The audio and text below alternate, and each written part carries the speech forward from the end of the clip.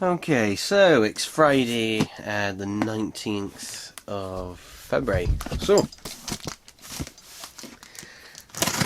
we all know how this works by now.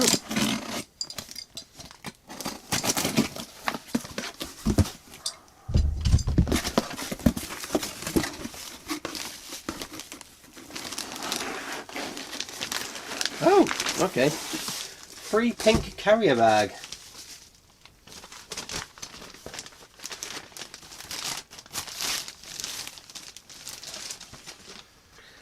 So 4 of these for £9 with free delivery. Unfortunately, it's got a little bit crushed on the way. Comes in probably the best nick.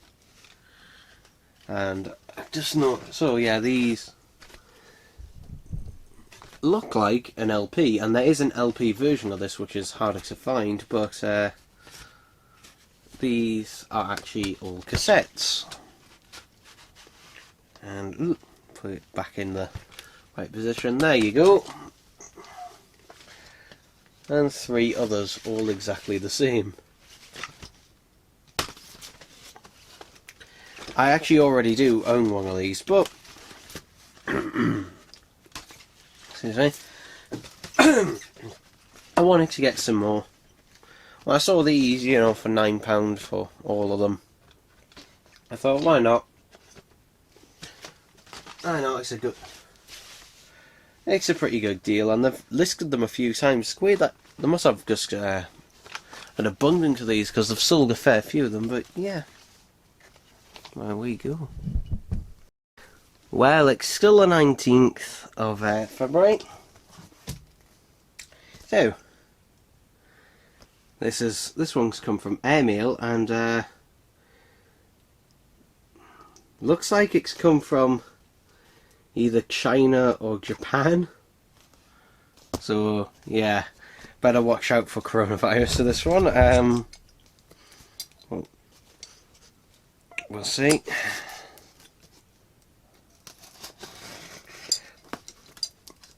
Come on.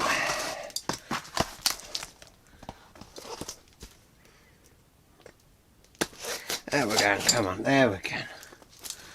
Open up. Open up. Ah.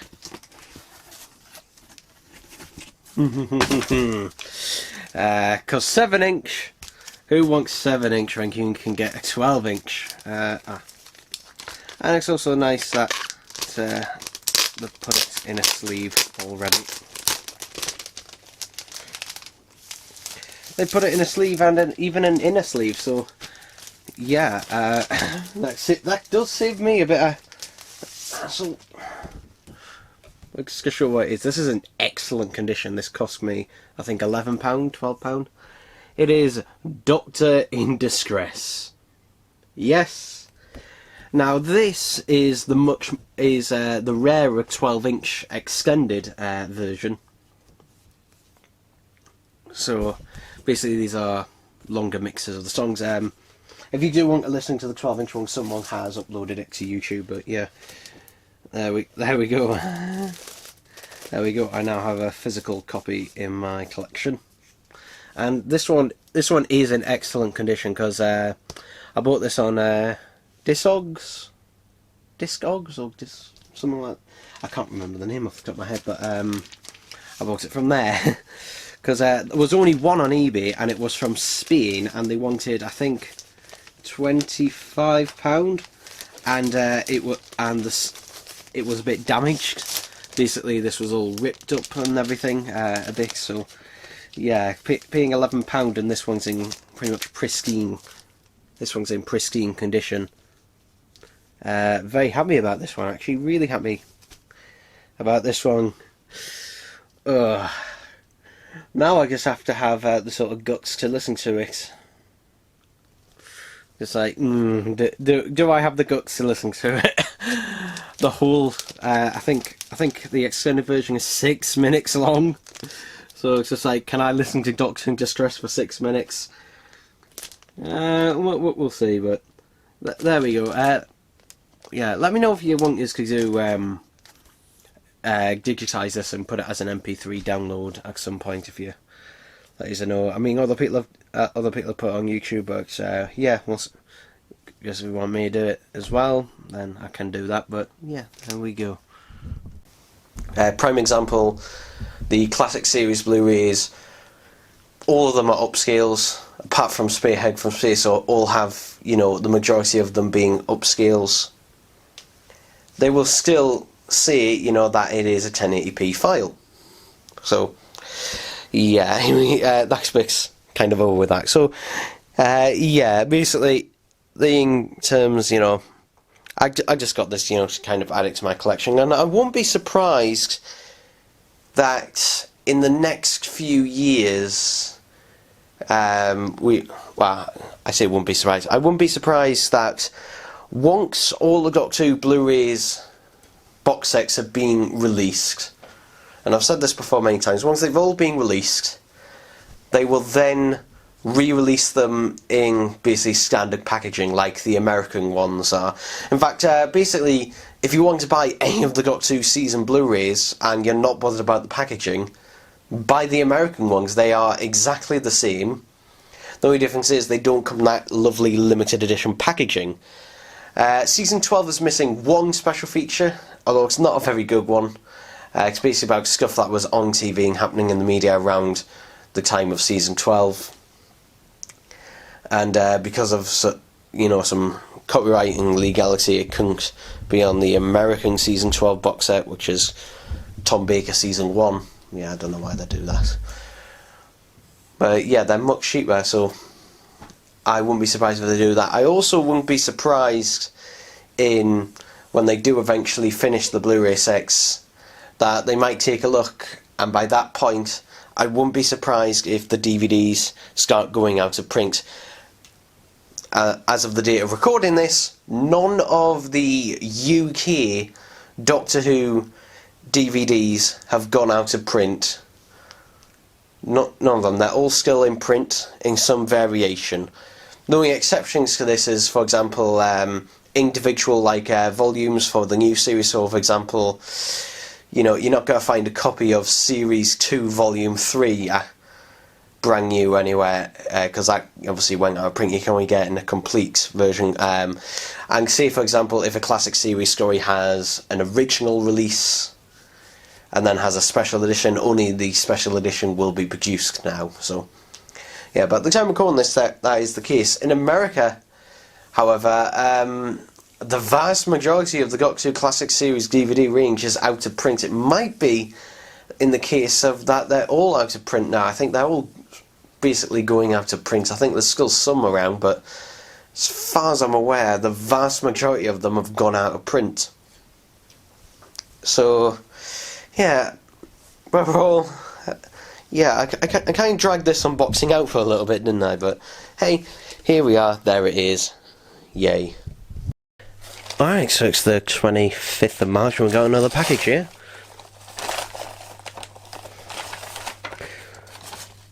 Vortex magazine, so I think we can safely assume what this is going to be. Big Finish's Hour of the Cybermen. Now, normally I don't buy Big Finish single physical releases, because generally they're a bit more they're a few pounds more, and then you've got to pay postage on top of that, so they end up being like, you know, between £4 and £5 more than it would be just to get the digital copy. So a lot of the time I don't bother. But with this one, the CD was the same price as the digital one, and they were both on sale, so I decided to pay an extra £1.25 to get the CD and get it delivered. So yeah, there we go. I won't be opening it because there's literally no reason for it to be open. So, but regardless, happy to have it in my collection. I cannot tell you yet what I think of the story because I haven't actually had a chance to actually listen to it yet, unfortunately. But yeah, there we go. Alright, so it's the 16th of April. We got 7-inch single by the looks of it. Okay, man. Oh, there we go.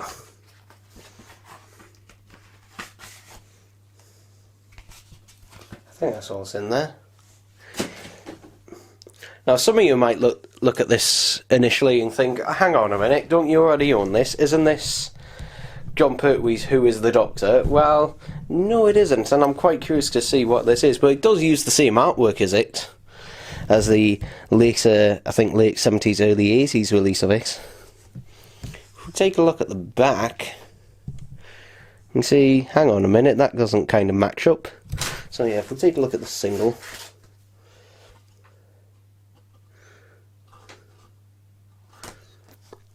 see, it got a bit of dirt.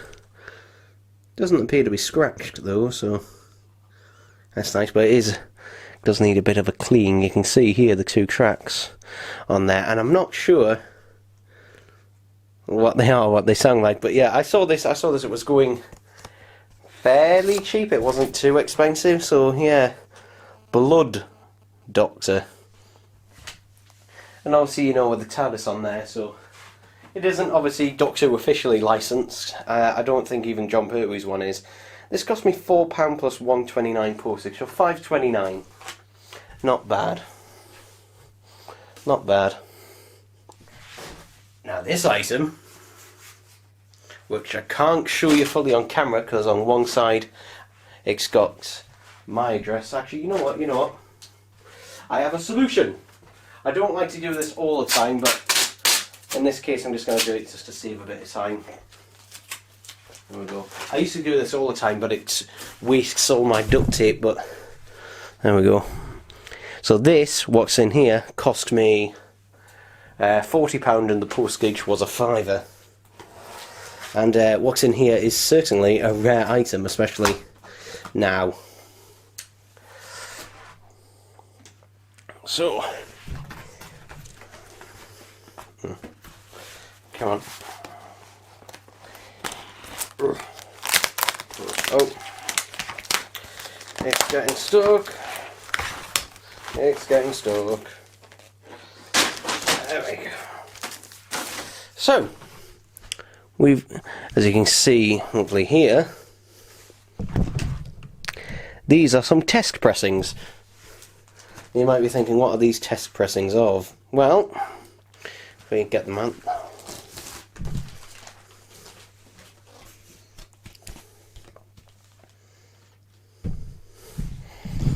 So this one is the test pressing for Doctor Who and the Daleks, the Peter Cushing film's soundtrack, which I do have the official release 2016 Record Store Day version. However, I have never opened it. I got it, I think, in 2019, if I remember rightly, and I never opened it because it was sealed and it was expensive to get. So yeah, I'll actually be able to listen to a version. So this is the test pressing of it, and yeah, this one is a bit rare. Has become a bit rare nowadays, especially a test pressing. Thank you to Reese, my friend Reese, who spotted these. Look at that plastic lined sleeve, but ooh, look at that, how shiny they are. So yeah, that's quite nice. It's also nice they actually came in a bit of a sleeve, so that is nice, so it means I won't have to replace them with my own. I'll fart on. No, now notice, since these are test pressings actually, something to say about them is they've got nothing on each side. So yeah, it's basically a test pressing is just to make sure that, you know, they work and nothing's goes awry. But yeah, usually they write on, at least on the label here, what's on what side or something like that. And then this one,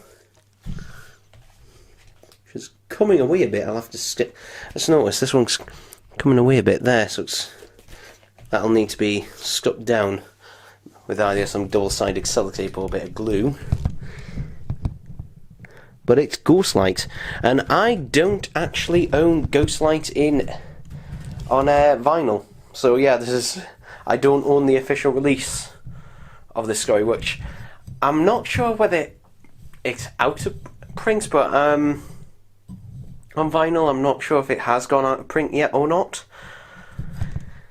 But I don't think I'll bother picking it up, especially now I've got, you know, a test pressing of it as well. So yeah, now test pressings can normally go get out there in one or two ways, either officially sold or unofficially sold by, you know, someone who either worked at the factory or was given them. So yeah, so should these test pressings, you know, technically be out in public?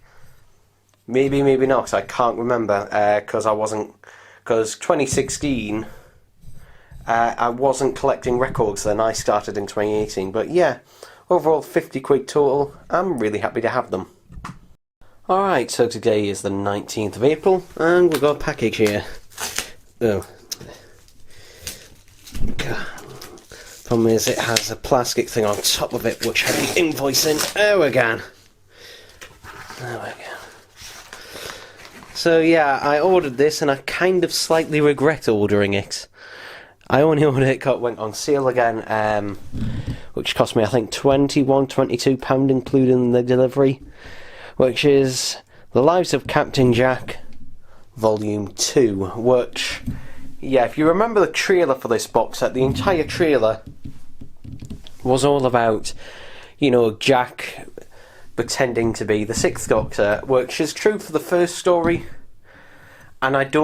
and yeah, it's just like, it was all kind of marketed on this. I don't know where it goes in the other stories, but I don't really have any voluption to listen to the others. I kind of just, it was a bit of an impulse buy, really. I mean, I have it in the collection, and it sounds like one of the discs may have come loose in there, but yeah, there we go. Not really much to say, really, but hey ho, there it is.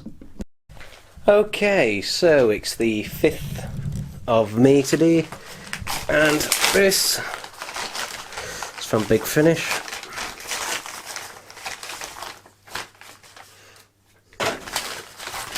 There it is. So, Doctor Who, the Dalek Universe, the last, was it the Dalek Protocol? There we go.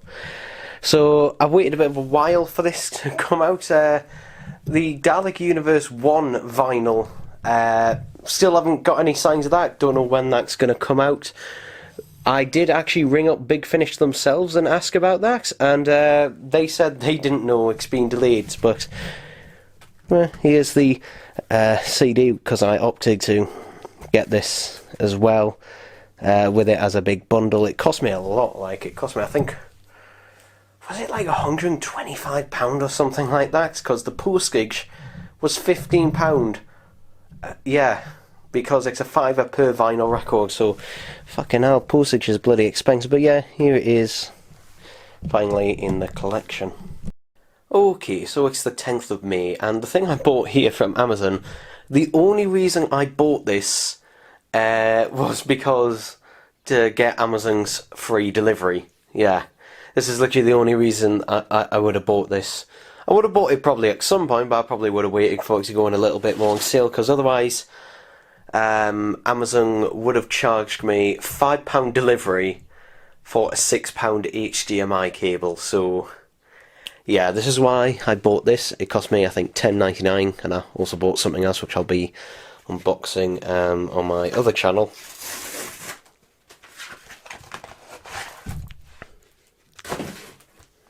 Is that? No, it's just on the cellophane. So, this is Doctor Who, The Home Guard. And yeah, I did want to pick up this story. I was waiting, actually, for... I normally wait for stories like this to go on sale on Big Finish's website. But, you know, obviously, that's not going to be for a while, because this is, well, not new, but recent-ish. So, yeah, this is a Second Doctor, First Doctor Masker story, so, yeah. Which I will be ripping. Come on. Because to be honest, I never listen to the CDs themselves. I usually listen to them on my phone. Or if I've got a Big Finish vinyl, I'll normally listen to that probably once. Maybe twice. Maybe twice when I get around to it. To be honest, there's that many Big Finishers. Most of the Big Finishers I own, I've actually only ever listened to them once, with a few exceptions, just because they have such a bloody massive catalogue. So, yeah. Ooh, there we go. So, The Home Guard, Disc 1. And, come on. disc 2. Now, the only problem with ripping Big Finish CDs is most of the time it's a bit hit and miss. Big Finish CDs, whether they have the CD text information, because normally what Windows does is basically their ripping software normally picks up from their online database, basically, oh, this is this CD, and it all puts the track titles and that on there. This, not so much. It's kind of hit and miss. Sometimes it does, sometimes you have to name them individually. So yeah, we've got the alternate cover, which if I can get out, come on, I want to try and get this out, come on.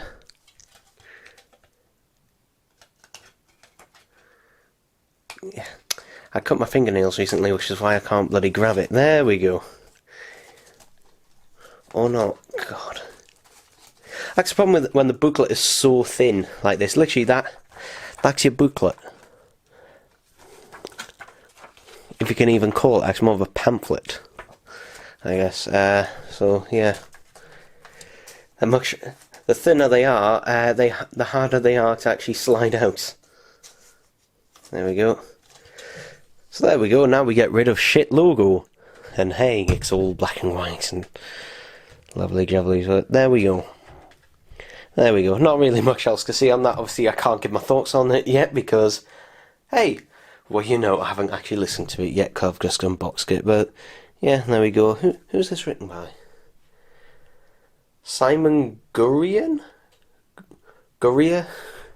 I'm probably pronouncing his last name incorrectly. I don't think I've ever heard any of the stories he's written, although I could be wrong. But yeah, it's not like, you know, it's not like any that you kind of recognise off the top of your head. So, there we go. So I did film the opening of the packet. Unfortunately, my SD card decided to not want to work with the camera for some reason, and yeah, this happened when I was filming Six Adventures Deep Underground, where I accidentally knocked the camera and it had a thing with the SD card. It happened again today. But anyway, here is Out of Time 2, The Gates of Hell, which actually came out during my last day of Blackpool. When I was at Blackpool, I actually did listen to it then. And I will say, this is a better story than the first Out of Time. The first Out of Time didn't have much of a story to it other than Daleks invade. It had an interesting concept. And this one does have an interesting concept as well, but the story itself, you know, was just mostly just a Dalek runaround, where this one does have a little bit more of a story to it. But the other one, the first one with the Fourth Doctor, I think that one had better Doctor interactions, whereas this one is just kind of like, oh, it's alright. I think it's just because I prefer the Doctors more bickering with each other a bit more. This one, that they just get along, and this one, in terms of the timeline, does take place after Time Crash. And this one, if you listen to the behind the scenes, this one was actually planned first before they actually decided to make Out of Time a trilogy. This one actually came first because they wanted to do a 5th/10th Doctor story. So yeah. But yeah, this one was an interesting one because obviously this is the only one out of the 3 where you've actually got a previous established dynamic between the 5th Doctor and the 10th Doctor, which you don't have with the other 2. Obviously, these you can listen to completely, you know, out of order, because the only linking thing between them is the 10th Doctor meeting a classic Doctor throughout. That is literally the only linking thing between them. So yeah, this one I will say is a pretty decent Cybermen story, although the Cybermen don't feature that much in it. Yeah, despite the cover art, the Cybermen don't feature too heavily in it. The story is more about a person who basically works for the Cybermen rather than anyone else. So yeah, I'll basically just say that, but I do recommend this one. And it is pretty nice to have David Tennant and Peter Davison, you know, working off, because they do work off each other well. I just prefer some of the stuff, you know, the more of the hostile kind ofness between the other Doctors, I guess, but of them not getting along, because the 10th Doctor and the 5th Doctor do basically just get along throughout the story, which, for me, I prefer it when they actually don't get along. I think that's more entertaining, personally, but I can see why they did it here. So, yeah. Obviously, now we've got our Time 3, which features the 6th Doctor and the 10th Doctor with the Weeping Angels, which should be an interesting one, but yeah, there we go. Alright, so it's the 1st of August at the time of recording this, although this did arrive a few days ago. I haven't unboxed it until now though, so yeah.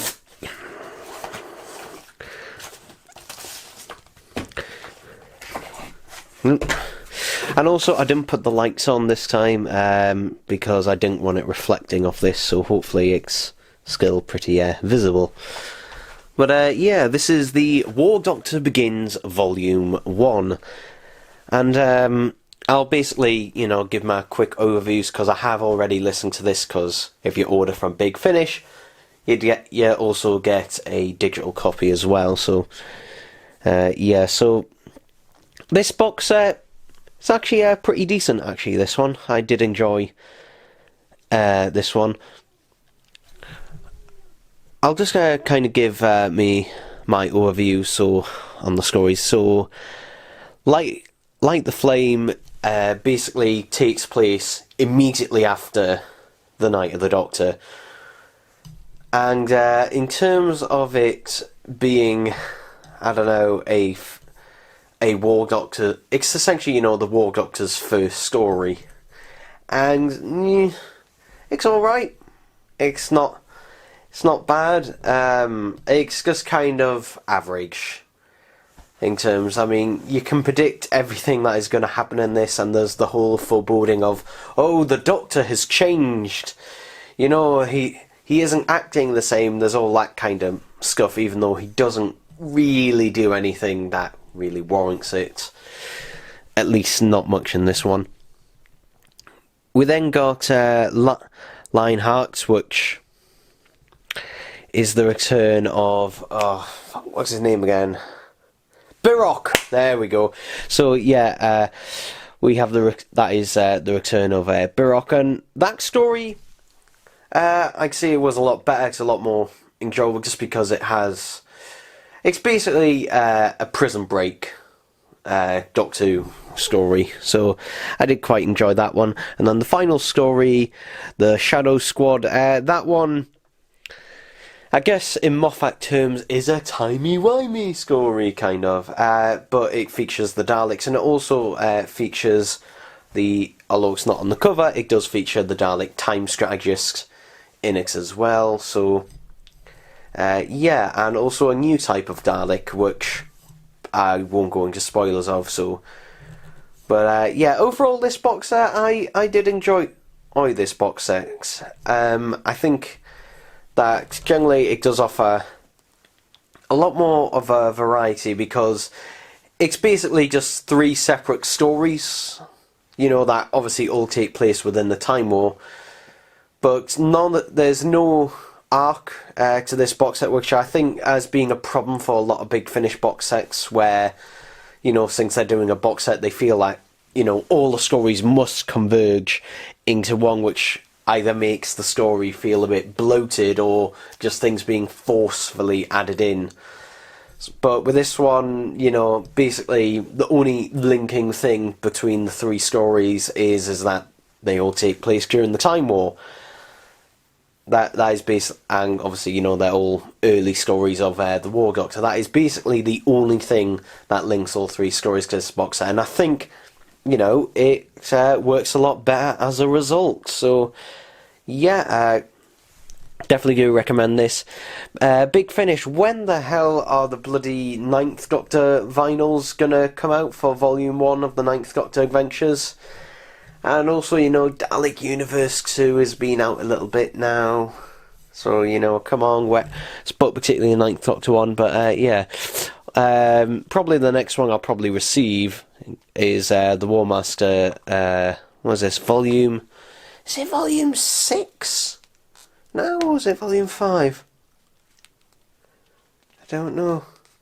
No, it's volume 6. It's volume 6. Yeah. So yeah, that'll probably be the next one I'll receive, because the CDs seem to be still going off fine, but the vinyl records are being delayed, which is weird because they're pressed by, I think it's Demon Records, I think it is, but it's basically the same company that does the regular BBC vinyl records. Basically, any BBC licensed vinyl record is also pressed by Demon Records. And they've obviously been also doing the Big Finish ones, but they've been delayed for some reason. So yeah, hopefully they'll come out sooner rather than later. But they'll receive separate unboxings. Who knows, by the time you see this video, hopefully I'll have received them and unboxed them. So yeah, there we go. Yeah, good. I mean, it's one of those things where you just go buy it, and I love the fact that, you know, the corners just like are off, just because it reminds me of the Dalek section. Yes. In the Yes. in the Blackpool Yeah. Museum. I know There was a that. dark corridor you had to walk by with barely any light, and you just heard them just I like know. shouting. And I do like the fact that you have that here, that you have the Dalek, you can hear it. Who did the voice? A guy called Roger Dilley. He was on Dimensions in Time. He was actually the Dalek in Dimensions in Time, but then he was cut. Because they couldn't Yeah, get he's the rights. great. from He does the television. Malloy, does that Cyberman, he does the lot. He's really good. But basically, that's what I wanted to do, and I hated that. This is really talked about in the Centre for Life. That thing where you just go in and see everything. It just leaves me cold. I mean, did you see the experience one? Like, that was worse. No, That one, I'd given up they by had, that point. I've still got, that one, Yeah. they had the brightest lights you'd ever seen in your life. And Some literally, people they just literally just had them on mannequins just standing there. I know. Well, the BBC, I've said for a while, have not really cared about it. They've bunged it. You see, David Boyle, hang on, I'll just put that on rip again. David Boyle, who did the Blackpool and Llangollen, he really loved Doctor Who, and he basically was he paid the BBC for the storage, basically. Effectively was doing them a favour, because they had nowhere to put it. But they charged him for storing his stuff and putting them on display. So he did an amazing job, really, on single-handed, because the BBC wanted nothing to do with it. And then when the experience came round, I went to some of the newer exhibitions for the new series, and basically it was always like just a sign, you know, like a Judoon. There's a Judoon. There's a picture of a Judoon with, you know, big space policeman or something. It's like, no, I want no more than that. It's, you know, somebody's, you know, I want a bit of proper research about the object. Do you know what I mean? Yeah. Because that's what I've always, you know. It's like one word, this is a thing. Yeah, just my head. It's like, this is a. I was telling my brother the history about one of the cheetah people. Oh yeah, well I've sculpted the face on that. But this was Yeah. How one of the actresses Freaked out. ripped Yeah. a top off and just ran into the distance. Yeah. I wish the footage of that existed. Well, that head, by the time I got it, there was no face on it, because the rubber just allowed to rot away. I mean, it will stay. I mean, I preserved that hero ball about 15 years ago, and there's been no death. It's sealed totally in. This had gone by the time I got it. So basically, the face I had to resculpt, and that was quite. So I put fox eyes in because they look more like sort of catty eyes. So there you go.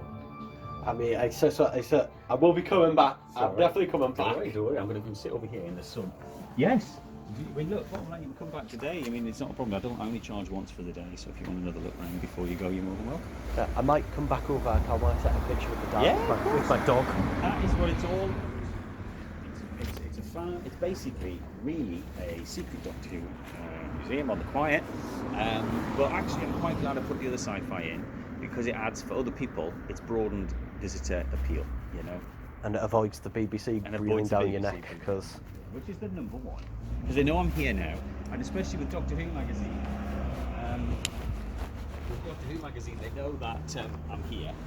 And sorry, this is my spot for the day. I'm just trying. But basically, they know I'm here, and they're okay about it. Which is I found that out officially. That's good. And Marcus at the magazine did a bit of research on my behalf to make sure I wasn't going to get bollocks for going in it. So it's all, you know. But that's why it's the Museum of Classic Sci-Fi. But I'm annoyed I didn't bring the sonic screwdriver with us. Because I recently got in, Yeah. since lockdown, I decided to commission Rust Replica to basically make some Sonics for us. Yeah. And I was only going about, I said, oh, I'll just buy the 4th Doctor one. I was like, I'll buy the 3rd Doctor one. Oh no, I'll get the 8th Doctor one. But see, I've got basically, apart from the bits I make, I've got no replicas. I sold everything to do this. I mean, I had to sell every bit of. I mean, my character options figures, which I loved. I got 3,000 for because I'd collected them from the start. Oh, so that helped a lot at the time. I know. But you should see the prices on them. I know. I mean, I've been. This is how sad I am. I went into B&M last year and I asked them for the direct line to the store because you couldn't ring the stores anymore. There are people who, yes, I know. I mean, bottom line is the one thing I kept, which are in there, and I've got zillions of them, because I collected them in the 90s, and I'm slowly putting them into dioramas, is the little Harlequins. And you've probably seen the Day of the Daleks. Yeah, I saw a load of them around. And I love them, and I sculpt them, and I put them in, and I think they look. I wasn't going to put them in because it was like, I do get occasionally people come along and say, oh, you know, put some merchandise in. And I'm like, no, I can't, because I'm trying to recreate Blackpool. A lot. The Blackpool bit has a bit at the very beginning.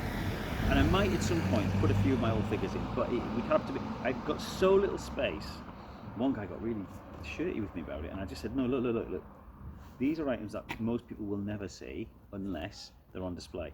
The merchandise, lots of us have it, so it's like, and lots of us do have it, and there's lots of great merchandise collections out there. So it's around, you know, and if you go to conventions, it's there. Yeah, It's not like these are. My thing is to stop these things falling to bits so you can see them. That's what this is about. It's not about putting my collection of books, toys, whatever on. That's not what it is. Not that saying I don't love them, because I do. And as I say, my Harlequins, I love them all. But I suddenly thought the Harlequins, because I was deliberately making them story by story.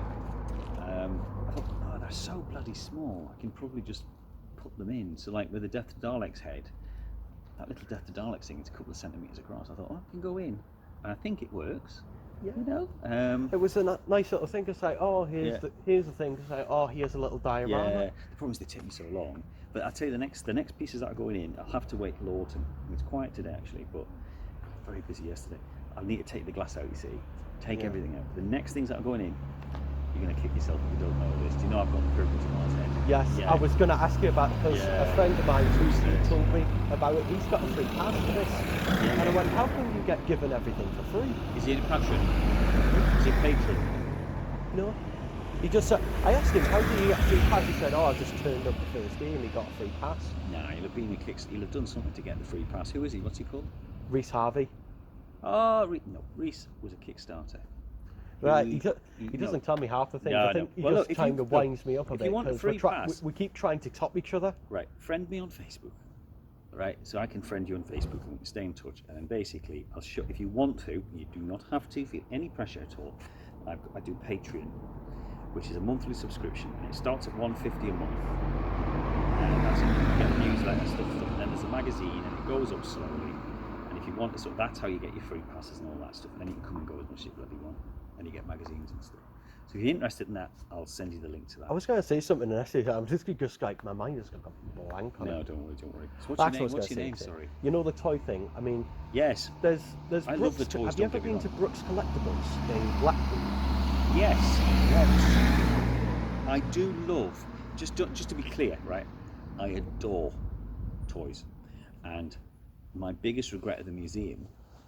It's a small regret, really, but I went to Forbidden Planet recently, and I love action figures. I mean, I hate Forbidden Planet right now. Well, I do at the minute. It's not right, but I just popped in one day, and there was Tron action figures and the new Alien action figures. Now, for me, they were like, normally I would have just bought them, and then my son loves Spider-Verse, you know, into the Spider-Verse, and I saw the Spider-Verse figures, and I thought, oh Christ, they're so nice, and I was like. I used to collect action figures like a bastard, and I love them. And of course, I just had to stop because I just haven't got the money to because the price of figures. You tell me how to stop.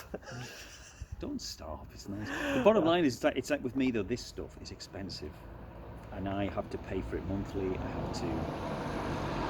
I got a lot of the collection when I was before the new series, and it was Doctor Who was on a bit of a low, and it was it was hard. It's generally referred to now just like back Wilderness. then it was hard to find, but it was cheaper. Now it's easier to find, but it's more expensive. Well, what happened was in the last 10 years there were several dealers sprang up, Prop Gallery, Toy Box, Reliquary, people like this, and basically Treasure. Yeah, and basically I know them. I know Matt very well. I mean, Matt has been a great help for me because I get if I've got when I'm doing a restoration. If you've seen his little plaques, reliquary plaques, with little bits, right.